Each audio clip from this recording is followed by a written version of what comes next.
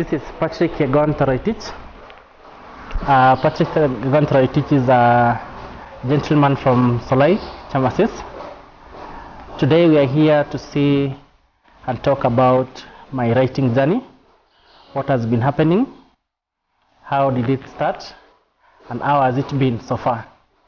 So basically when I was in class 6, that is when the urge to write a book was coming up, especially after the influence of reading a book, Is It Possible, by Henry Oleculet, which inspired me because the main character was a herdsman. For us, from our village level, we had, during the weekdays, we go to school, and that's our life. So getting someone who's saying that it is possible, it is inspirational, and it was a point which made me to think, how do somebody come up with a character? How do a book generate itself? So from there, there was one very inspiring gentleman by the name Maxwell.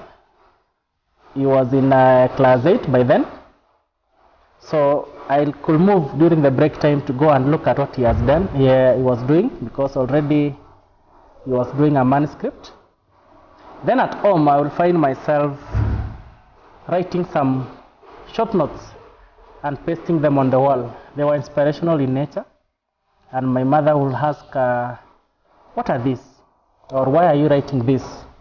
And definitely as a young man I could not be able to answer that question because I could not as well explain what exactly was happening. So coming up to class 8, I had my class teacher. I went and shared the same idea to him, and he told me this is definitely something very possible. So fast forward up to Form 3, Emmening High School. That is when I started now doing some serious research into writing, and I started developing my first book along the wrong channel. So this will be written in between the sessions, class time, maybe morning preps. I developed that. It wasn't something serious at first. I was trying, but one day I picked up the manuscript and went to my class teacher, the English, my teacher of English, that is Mr. Ari Cheriot. I showed him the book. He read it and he said, this is something good. I think you need to focus on doing some more of this. That is when I went back, sat down, and now developed it more into a complete manuscript. I shared the same with my principal, now Dr. Sam Marigat. He perused through the initial manuscript, read it through, and one day when I think I had forgotten even about the idea, he called me to the office and told me, young gentleman, I think you are going somewhere with this particular book you are doing. Keep on it. When he handed over, I saw he had. So when he handed over the book, I went back to class. I didn't take the attention at first, but when I read through the manuscript, I saw that he had marked through it and had done some serious edit work. And I said, oh, if this can catch the attention of my mentor, it means it is something worthwhile. So I started developing the book seriously, starting sharing it in my class, and guys were reading the book, so that when I was leaving for my university, that is 2 years down the line, I had developed even 2 more manuscripts, one on Kiswahili, that was Nyota ya Kudurusu Sarufi na Matumizi ya Lugha. This is a book I did when I was doing my teaching, that is post Form 4, when I did my KCSE in the year 2009. So waiting from 2009 to 2011, I had to find myself doing something worthwhile. That is how I enrolled as a teacher at Hopewell High School.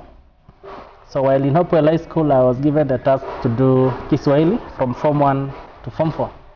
And that is how I started doing the research work for Kiswahili, and started writing the Kiswahili textbook, Nyota ya Kudurusu Sarufi na Matumizi ya Lugha.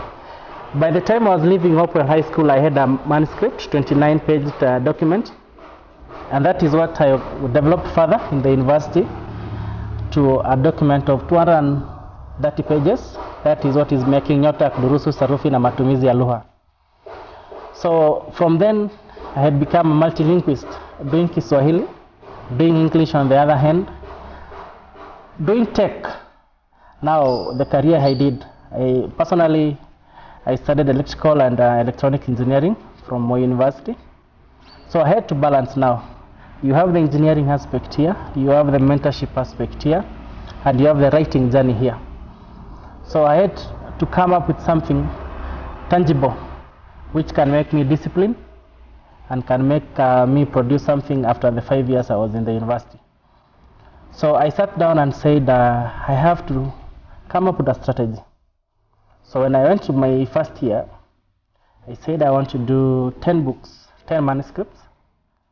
I want to be an engineer, a practical engineer, and I want to be a normal student who enjoys university life. So every day will be a division of the three things.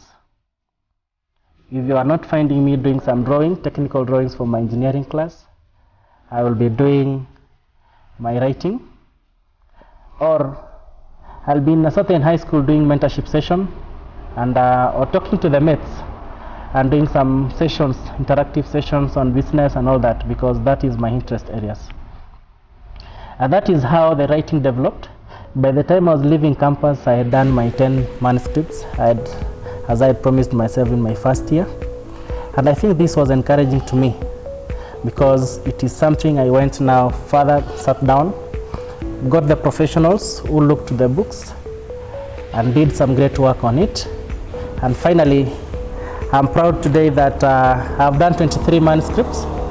14 have been published as books, ranging from engineering.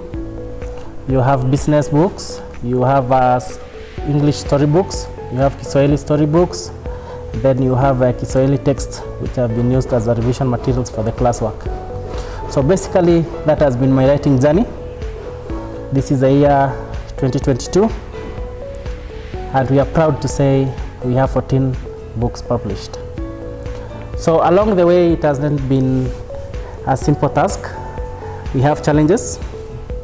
The very first challenge of an author is believing that you can even write the book. Before you start the book, you always have the urge that and the belief that you can write in one sit down. You can do all the book. But immediately you start doing the first sentence, everything seems to vamoose and the word seems to go away. And you'll find yourself staring at the blank paper and imagining what happened. That is when you realize it's not as easy as you may think. But with time, as you continue doing consistently, having a writing routine, you realize it's not only the need for inspiration which jumpstarts your writing journey. Because it came now a time you had to interact and to have the two sessions. The first session is when you feel the inspiration to write. The other session is when you have to write because it is your time to write. So basically, if you combine the two, you'll find you'll be having a book. One chapter may be a mess because you forced it. Another chapter may be a very good one because you are inspired. Or you have a good book or a bad book, but basically you have a manuscript. So that is the first thing you have to understand as a writer, that it may not be easy as you imagine from the mind, not unless you start doing the first sentence. That is when it develops to the first paragraph and it grows. Number two, you'll have the naysayers. People will keep asking you, are you sure with what you are doing? Are you sure somebody will read your manuscript? Are you even sure that you'll produce this? Some people even may think you are going insane. In fact, some of my friends were asking me, Patrick, what are you doing? Why do you want to go crazy? And I remember answering one of my friends that life is about being crazy. Because if you're not crazy with what you love, definitely you cannot develop something maybe unique. Art is about creativity. Art is about creating, and creating means You must be unique, you must be focused, and you must work on it. So that is the second challenge, the naysayers, the discouragers. Even in the field, you'll find some people are now established authors. They may look at what you are doing as when you are coming up as a young author. Most probably you'll be having a lot of mistakes in your manuscript, and they may discourage you. Not all of them. Some are very good people. They'll work with you, they'll develop your content, and definitely you'll be having something to work on as a manuscript. The third challenge is finishing up your work.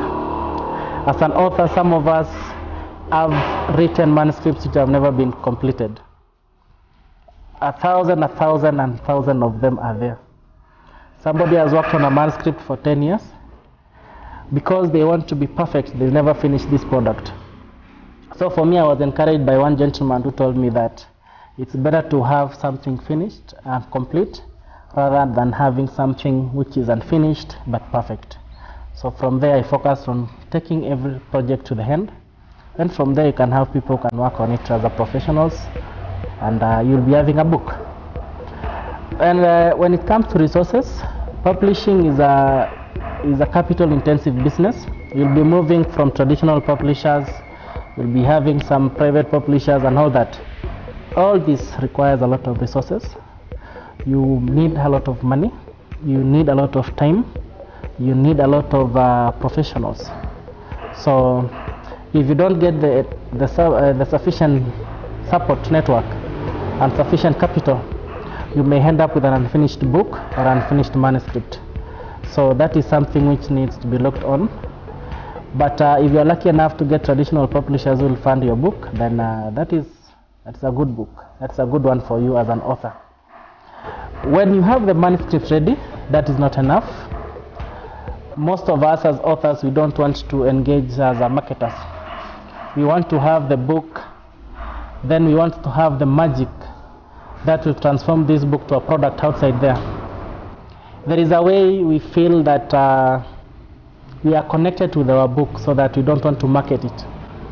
In fact, you'll find an author will be tempted to give out the book for free rather than selling the book, because they feel this is a product which is artistically attached to them, and they cannot think of commercializing their own product.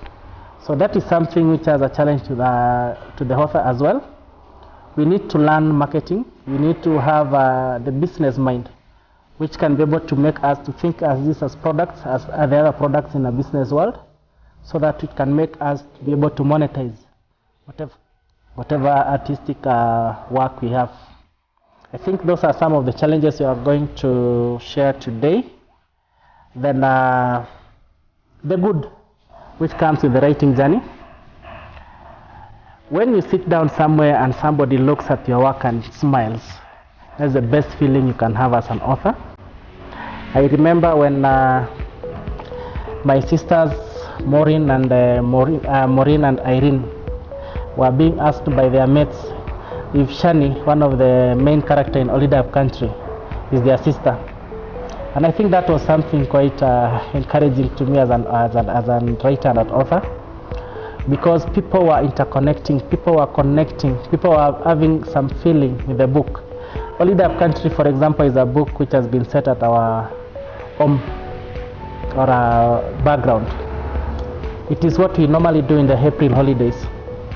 So for every Kalenjin or for every farmer, this book will definitely elicit the feeling they had when they were young, the feeling they had when they were tilling their land, when they had to go look for maybe the tractor to come and till the land, when they had to go to the neighbor to borrow some, we call them the fire, when you have to go to look for the cattle or the sheep, when they get lost in the evening, and you know how it's painful, when you go to the forest or you go to the bush and the shrubs and it is raining, but you have to go and get the sheep and take them back home. So that is how we connect. So the book has been translated to Likizo Mashambani. So that is the first elicitement, the first happiness you get as an author when your readers become fanatics. They love whatever you do. You get people are calling, they are calling to tell you, oh, this is a very good book. Thank you for the inspiration. You go to Facebook, you get a message, oh, thank you so much for writing this particular book. I have a very interesting title, that is Bring the Best Out of Yourself in High School and Beyond. That was a mover. You can get people calling even from Mombasa. Somebody was calling from Yegon. Somebody is calling from all the way from Turkana. And all of them are saying this book transformed my life in high school. So that is how you feel happy as an author, that whatever you are doing has made the impact to the world. Monetary wise, it is earning. One, you can earn maybe by selling the books. Number two, because of being an authority in the field, you can be invited to work on some things. This definitely will give you some money, and that is what you need. Then the last thing, which is very important for me, is the happiness that you have worked on a particular book and you see. Sometimes we are happy, not even because the book has been bought, but because the book is there. For example, you might find me just sitting down and reading through this book. So you may find me sometimes seated down looking at this book and reading through it, and sometimes just feeling happy and asking myself, is this really my work? Is this what I did? And that is one of the happiness of an author, to feel that whatever they have been doing is here, it is live, it is real, it's a product.